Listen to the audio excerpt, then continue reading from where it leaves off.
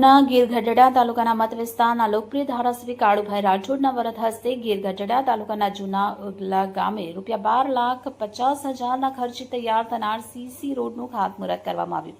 માત્ર અઢી વર્ષના ટૂંકા ગાળામાં ઉના અને ગીર ગઢડા તાલુકાની વિકાસની વણથાંભી વણઝાર વહાવનાર ઉનાના વિકાસશીલ ધારાસભ્ય કાળુભાઈ રાઠોડે આજરોજ ગીર ગઢડા તાલુકાના જૂના ઉગલા ગામે